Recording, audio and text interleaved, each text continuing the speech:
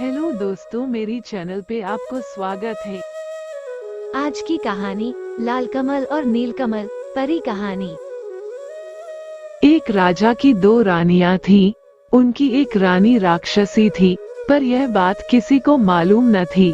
दोनों रानियों का एक एक बेटा था। अच्छी रानी के बेटे के नाम था कुसुम और राक्षसी रानी के बेटे का नाम था अजित। दोनों में बहुत मेल था। राक्षसी रानी के मन में काला था, वो रक्त पिपासु थी। दोनों भाइयों का प्रेम उसे एक आंख नहीं सुहाता था। वो हमेशा इस ताक में रहती थी कि कब सौत के बेटे को मारकर उसके नर्म नर्म मांस का शोरबा बनाकर पिएगी। उसकी मंशा को उसका सगा पुत्र बहुत अच्छी तरह समझता था, अतः वो कभी कुसुम का साथ नहीं छोड़ता था। गुस्से से राक्षसी रानी दांत पीसती रहती थी। मौका न मिलने से वो दोष त्रुटि ढूंढती, अपनी दृष्टि शक्ति से सौत का खून चूसती रहती। फलतः अच्छी रानी दुर्बल होती गई और एक दिन उसने बिस्तर पकड़ लिया। 2-3 दिनों में उसका देहांत हो गया। सारे राज्य में शोक छा गया, परंतु असल कारण किसी को समझ में न आया। राक्षसी रानी कुसुम को तो सताती ही थी, अपने पुत्र को भी उसका साथ देने के लिए धिक्कारती थी। एक दिन अजित ने कुसुम से कहा, भैया जाने दीजिए, हम लोग उनके पास और नहीं जाएंगे।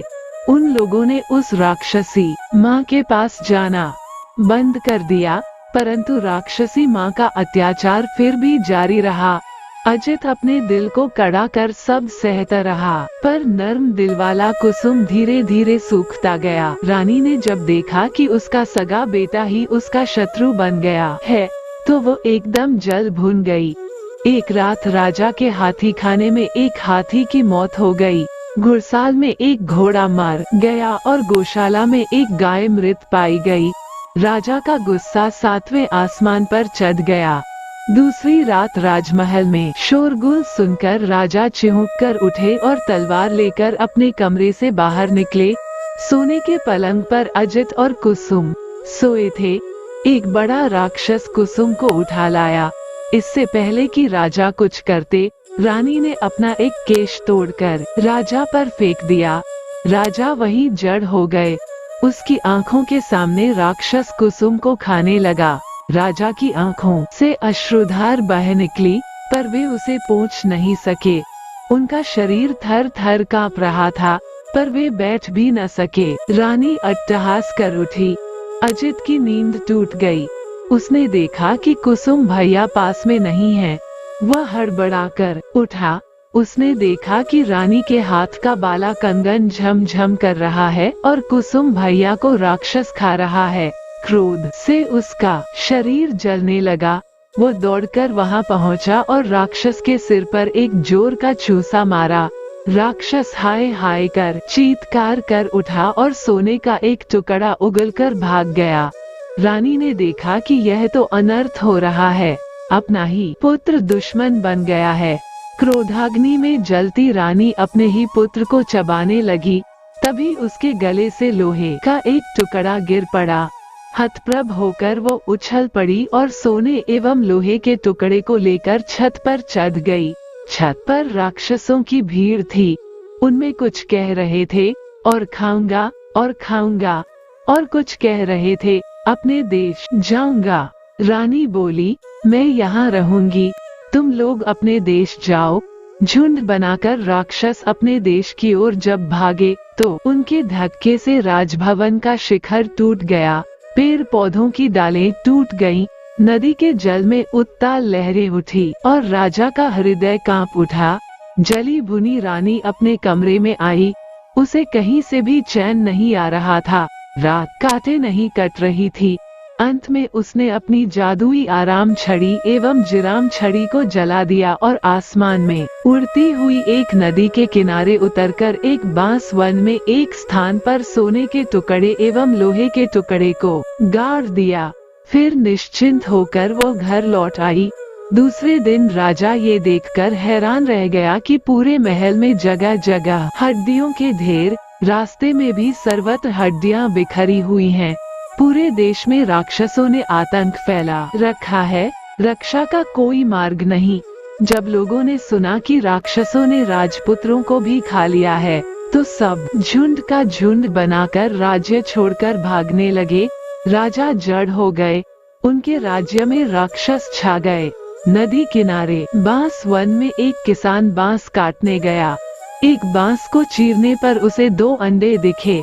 उसे समझ में नहीं आया कि वे सांप के अंडे थे या किसी और प्राणी के, अतः उसने अंडों को फेंक दिया। अंडे टूट गए। लाल रंग के अंडे से एक लाल रंग का राजपुत्र और नीले रंग के अंडे से नीले रंग का राजपुत्र प्रकट हुआ। माथे पर मुकुट, हाथ में नंगी तलवार लिए दोनों राजपुत्र वायुवेग से वहां से चले गए। डर से किसान मूर्छित हो गया।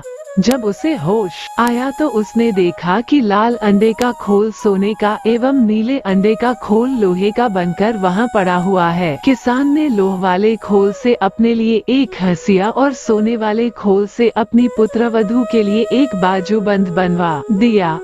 दोनों राजपुत्र चलते चलते एक राज्य में पहुँचे।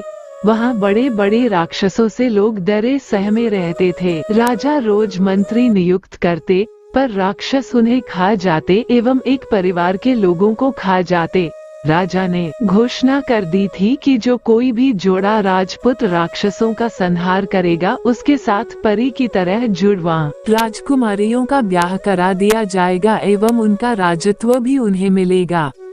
अनेक जोड़ा राजपुत्र आए, पर राक्षसों ने उन्हें खा लिया। लालकमल और नीलकमल राजा के समक्ष उपस्थित होकर बोले, हम लोग राक्षसों को मारने के लिए आए हैं। उन्हें देख राजा के मन में आशा निराशा के भाव उठे, पर अंत में बोले, ठीक है। नीलकमल और लालकमल नंगी तलवार लेकर एक कमरे में छुपकर बैठ गए। धीरे धीरे रात गहराने लगी, कोई भी राक्षस नहीं आया और एक पहर बीता, तब भी कोई नहीं आया। आधी रात बीतने पर भी कोई नहीं आया। दोनों राजपुत्रों को नींद आने लगी। नीलकमल ने लालकमल से कहा, भैया मैं सो जाता हूँ, बाद में मुझे जगाकर तुम सो जाना। राक्षस आकर अगर नाम पूछे तो मेरा नाम पहले बताना, अपना नाम पहले मत बताना। ये कहकर नीलकमल सो गया। थोड़ी देर बाद दरवाजे पर दस्तक हुई। लालकमल तलवार को मजबूती से पकड़कर सावधान हो गया। राक्षस आए। शायद रोशनी में उन्हें ठीक से दिखाई नहीं देता था, इसलिए एक ने कहा, रोशनी बंद करो। लालकमल बोला, नहीं। राक्षसों में जो सबसे बड़ा था गुस्से से गोन गोन करने लगा। बोला, घर में कौन जाग रहा है रे? सारे राक्षस किचकिच करते हुए बोले, कौन जाग रहा है, कौन जाग रहा है? लालकमल ने कहा, लालकमल से पहले नीलकमल जाग रहा है, और जाग रहा है तलवार, जाग रहा है घी का दिया, किसका आया है काल? नीलकमल का नाम सुनते ही राक्षसगण डर से 3 कदम पीछे हो गए। नीलकमल अपने पूर्वजन्म में राक्षसी रानी के गर्भ से पैदा हुआ था। उसके शरीर में राक्षस का ही खून दौड़ रहा होगा। राक्षस इस बात को जानते थे।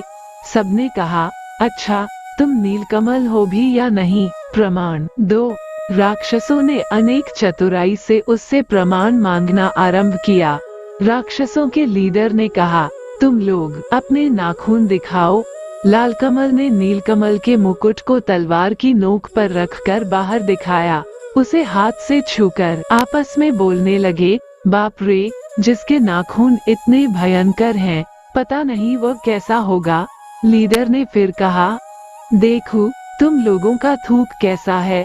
लालकमल ने तलवार द्वारा दिए के गरम घी को उन पर छिड़क दिया। राक्षसों के रोए जलने लगे, वातावरण में दुर्गंध फैल गई।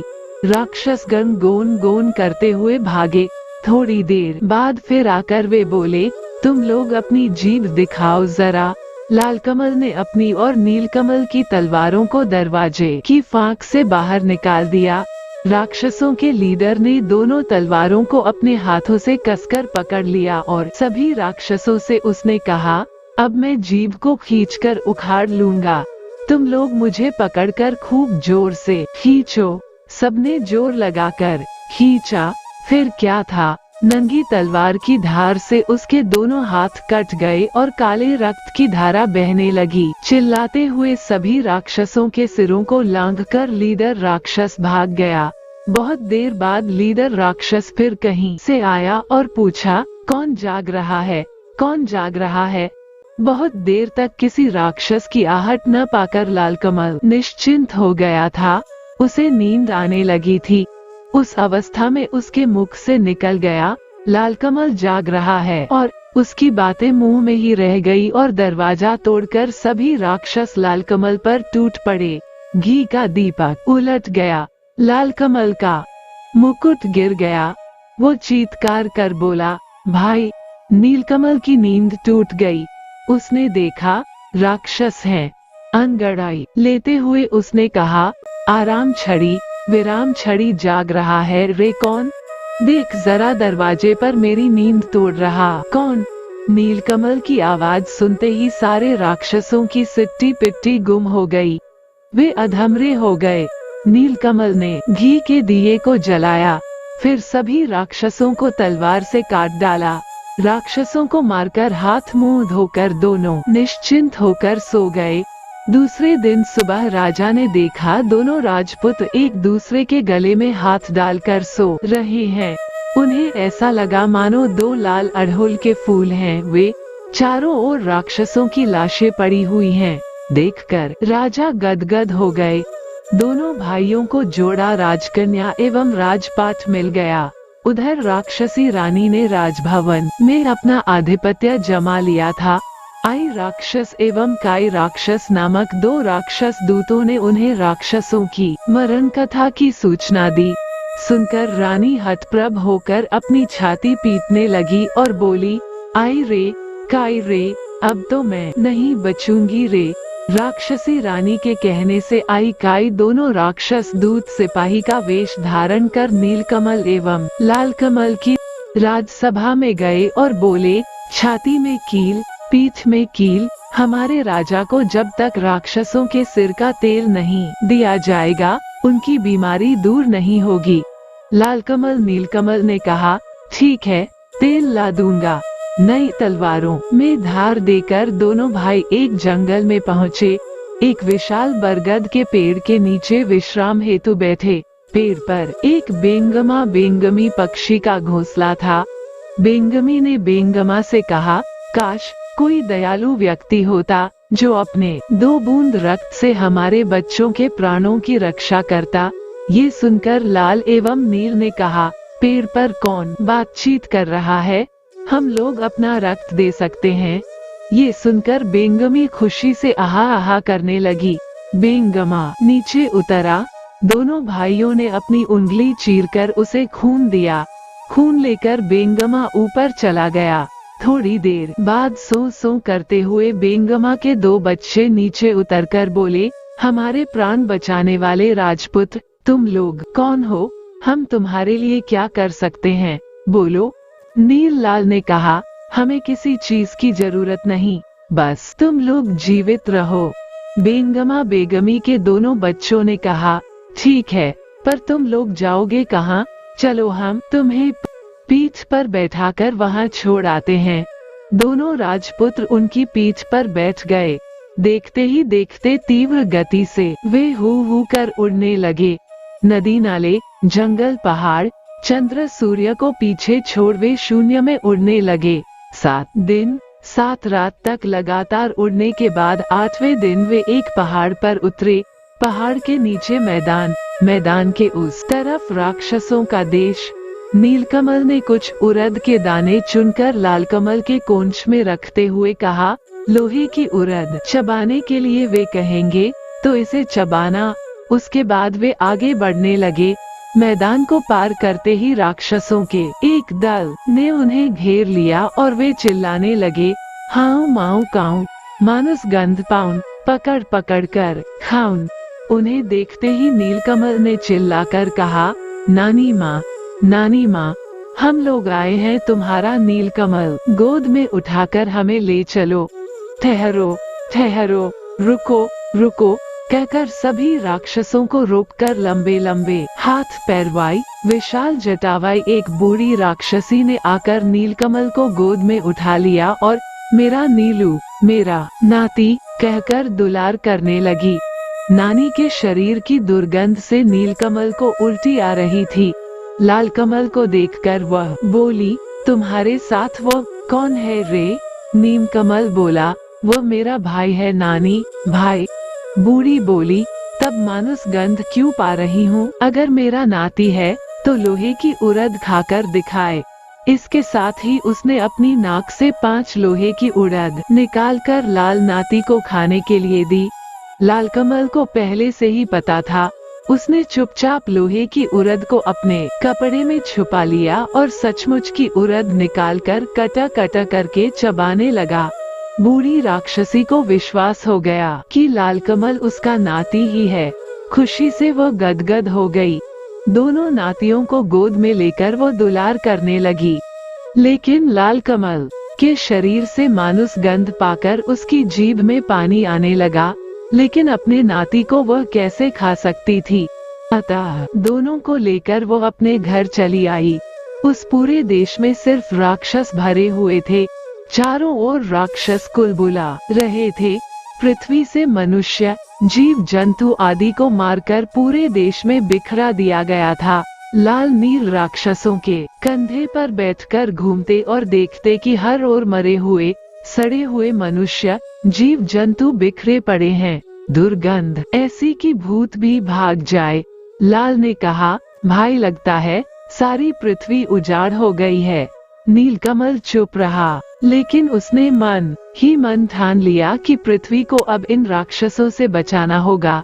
जब रात गहरी हो गई, तब सब निशाचर राक्षस अपने बाल बच्चों के साथ 7 समुद्र पार सभी राज्य में उत्पात मचाने, मनुष्य जीव जंतुओं को मारकर लाने के लिए चले गए। तब नीलकमल लालकमल को साथ में लेकर राजमहल के दक्षिण की ओर स्थित एक कुएं के पास पहुंचा। वहां उसने लालकमल से कहा, भैया मेरे कपड़ों को पकड़ो। कपड़े देकर नीलकमल कुएं में उतरकर एक तलवार और एक सोने का डिब्बा लेकर बाहर निकला।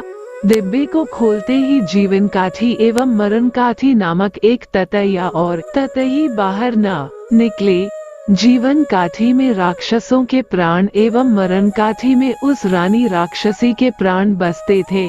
नीलकमल ने जीवन काठी को अपने पास रखा एवं लालकमल को मरण काठी थमा दिया। जब दोनों ततैयों के शरीर में हवा लगी, तब राक्षसों को घबराहट होने लगी। पृथ्वी पर जड़ पड़े राजा के देश में राक्षसी रानी नींद में लुढ़क गई। पृथ्वी पर गए राक्षस तेज कदमों से नदी पर्वत लांघ कर लौटने लगे। ये देख नीलकमल ने जीवन काठी ततैये के 2 पैरों को तोड़ दिया। सारे राक्षसों के दोनों पैर टूट गए। राक्षस दोनों हाथों के बल पर तेज गति से आने लगे। ये दे नीलकमल ने ततैये के बाकी दोनों पैर भी तोड़ दिए। सारे राक्षसों के दोनों हाथ कटकर गिर गए। हाथ नहीं, पैर नहीं, फिर भी सारे राक्षस हाउ माऊ काऊ 7 शत्रुओं को खाऊं कहते हुए लुढ़कते हुए आगे बढ़ने लगे। तब नीलकमल ने तलवार से जीवन काठी नामक उस ततैये के सिर को काट दिया। इसके साथ ही सारे राक्षसों के सिर कटकर लुढ़कने लगे। बूढ़ी राक्षसी का सिर छिटककर नीलकमल और लालकमल के पास आकर गिरा। नीलकमल और लालकमल ने उस बूढ़ी राक्षसी के सिर को एक नए कपड़े में बांधा और मरणकाठी नामक ततैये को सोने के डिब्बे में डालकर बेंगमा बेंगमी को पुकारा। 3 माह 13 दिनों के बाद दोनों भाइयों के पैर अपने देश में पड़े। सर्वत्र उनकी जय जयकार होने लगी। नीलकमल और लालकमल ने कहा, कहाँ हैं वे सिपाही लोग? दवा ले जाओ। लेकिन वे तो सिपाही नहीं, राक्षस थे। वे लोग उसी दिन मर गए थे। नीलकमल एवं लालकमल ने छाती में कील, पीठ में कील वाले राजा के देश में अपने सिपाहियों द्वारा राक्षसनी का सिर भिजवा दिया। सिर को देखते ही राक्षसी रानी अपने वास्तविक रूप में आ गई और गुस्से में लाल पीली होती हुई अविलंब नीलकमल और लालकमल के राज्य में पहुंच गई। लालकमल ने मरणकाठी नामक ततैया को सोने के डिब्बे से बाहर निकाला। उसे देखते ही राक्षसी रानी के प्राण उड़ गए। राक्षसी रानी के मरते ही जड़ हो चुके राजा का रोग भी दूर हो गया। स्वस्थ होने पर राजा ने सारे राज्य में ढोल पिटवाया। प्रजाजनों ने आकर पूछा, हाय, हमारे राजकुमार अजित और कुसुम कहाँ हैं? राजा ने भी दीर्घ श्वास छोड़ते हुए कहा, हाय, कहाँ है मेरे सुपुत्र? तभी राजभवन के बाहर ढाक ढोल बजने लगे। थोड़ी ही देर में नील कुसुम एवं लाल कुसुम एक दूसरे के गले में हाथ डाले राजा के सम्मुख उपस्थित हुए। राजा ने पूछा, क्या तुम लोग मेरे अजित और कुसुम हो? प्रजागण एक स्वर में बोले, हाँ हाँ, यही हमारे अजित और कुसुम हैं। उसके बाद दोनों राज्य एक हो गए। नील कुसुम और लाल कुसुम इलावती और लीलावती के साथ दोनों राज्यों में शासन करते हुए सुखपूर्वक